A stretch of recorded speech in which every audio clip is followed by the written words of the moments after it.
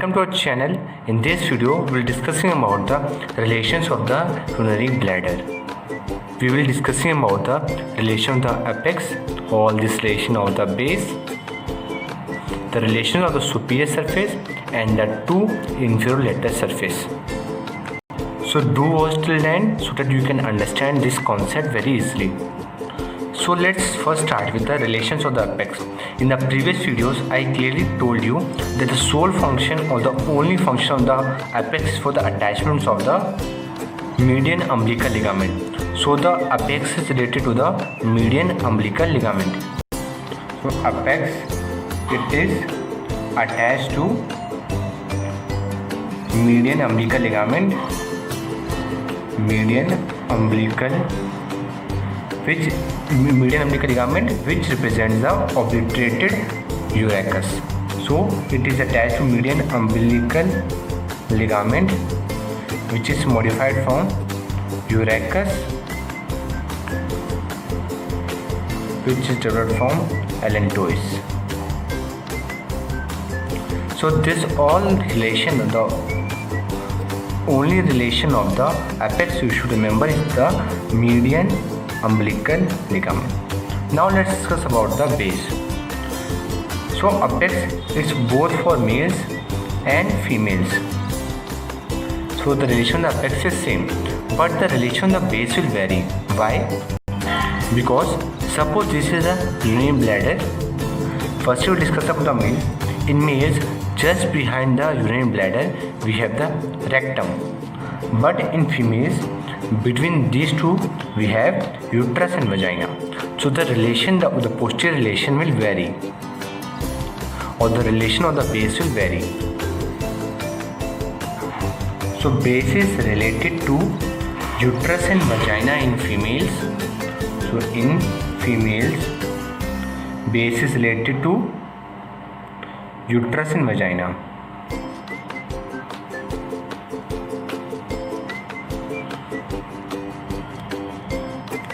So for a better orientation, let's see in 3D now. So this was a 3D model that I was talking about. Here you can see anteriorly is the bladder, then followed by the uterus, and the most posterior is the rectum, converting into the anal canal. So the most anterior part you can see here is the bladder apex, down is the urethra, posteriorly we have the uterus above and vagina below, and the most posterior we have the rectum. I hope this 3D orientation will help you have a better understanding. Now see what happens in males. For understanding the relation of the base on the males, let's draw a diagram first. This is the pubic symphysis. This is the pubic symphysis. And you know, just behind the pubic symphysis, urinary bladder is present. So this is the urinary bladder, this is the neck, and it continues to the urethra. As we are discussing about in males, behind the urinary bladder, we have the rectum over here. So suppose this is the rectum, and it continues as sigmoid colon, continuation of sigmoid colon, and this upper part is covered by the peritoneum, and peritoneum has a depression over here. It is called the depression over here. The pouch formed here is called the rectovesical pouch. So in the upper part of the base, let's orient ourselves to the model. This is the apex, this is the base, this is the two inferior lateral surface, and this is the neck. So we are looking at the base. The upper part, this upper part is related to the rectovesical pouch, this here, the upper part. Okay, so upper part in males, upper part is related to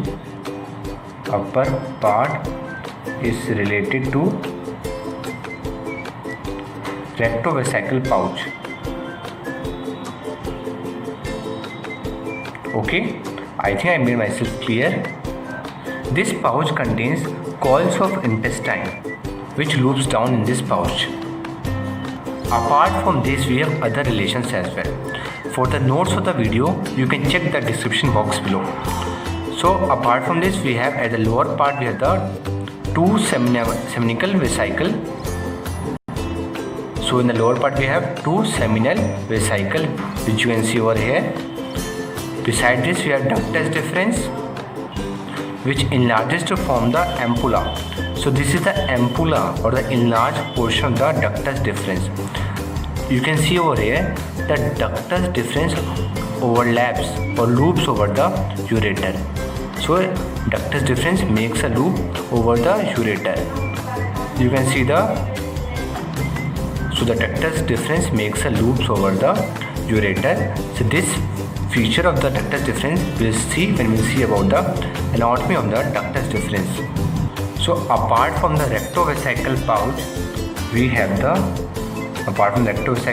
we have seminal vesicle,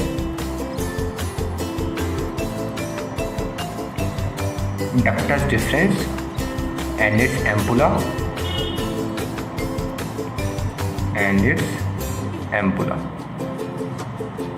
Okay, I think the point is very clear. As you can see in this model, the pink color ductus deferens and the red color seminal vesicle, and the upper part we have the rectovesical pouch.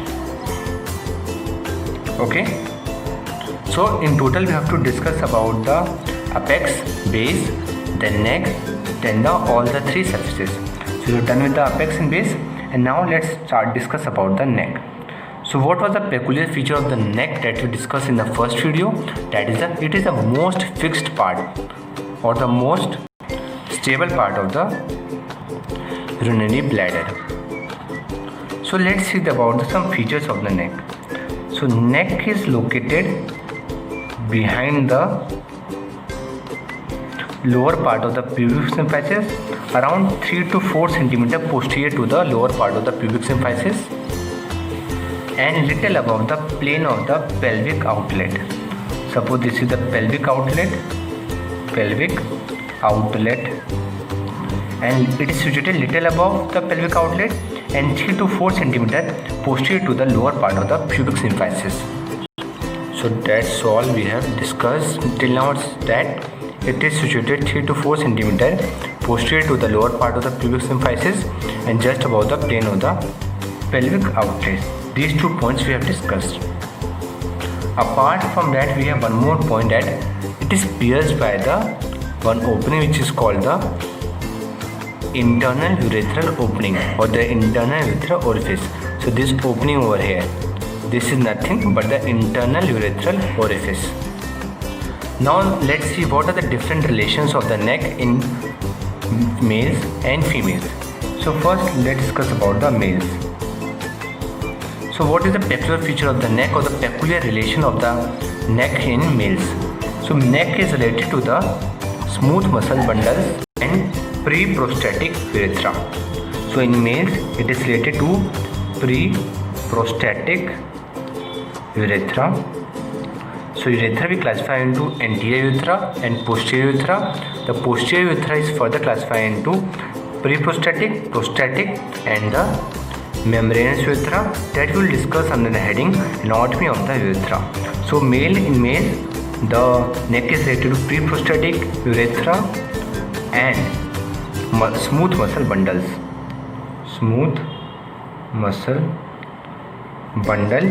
which surrounds the neck of the urinary bladder.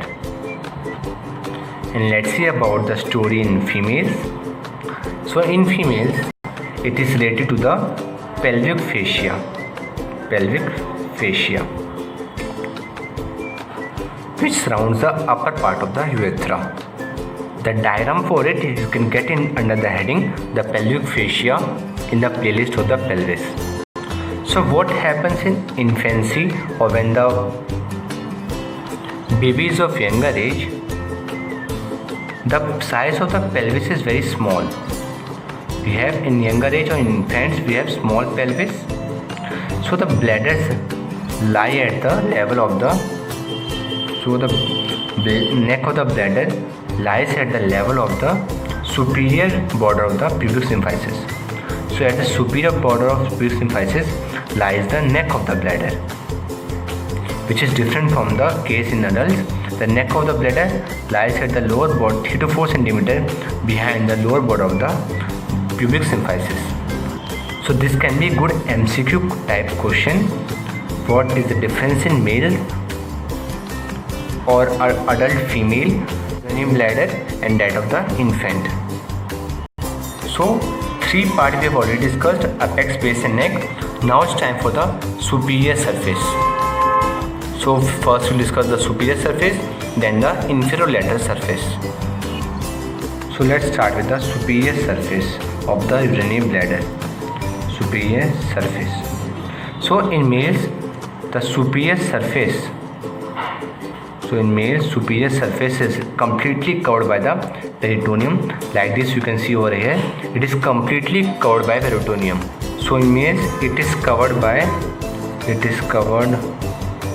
peritoneum. Like in the diagram, you can see it is covered by peritoneum. And the coils of intestine, which are present in this upper part of the peritoneum. So in the peritoneum or the upper part of the superior surface, we have the coils of small intestine, or more precisely to say, they are the coils of the terminal part of the ileum. Terminal ileum. As you know, small intestine is divided into 3 parts: duodenum, jejunum and ileum. So ileum is the terminal part of the small intestine, and its terminal part, it's related to the superior surface of the urinary bladder. So what happens in females is that in females also it is covered by peritoneum in all the part except at the posterior part. I told you in females the posterior part is covered by the uterus. So posteriorly we have the uterus and rest all other part is covered by the peritoneum. So in females we have peritoneum plus we have the upper part of the vagina and uterus, or you can say like this: supravaginal part of uterine cervix. So the last remaining part is the inferolateral surface. If you are having any trouble writing the notes, you can get the PDF of it. For notes, you can check the description box below. As you can see in this diagram, the inferolateral surfaces are not covered by the peritoneum. So they are not covered by peritoneum and is related to certain ligaments. In males we have puboprostatic ligaments. So in females we have pubovesical ligaments, and in males we have puboprostatic ligaments.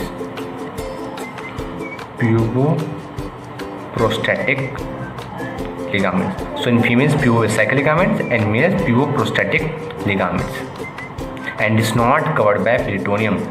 So puboprostatic ligaments are present nearly here. So these are the puboprostatic ligaments extending from the pubis to the prostate gland, upper part or the lower part of the base of the urinary bladder.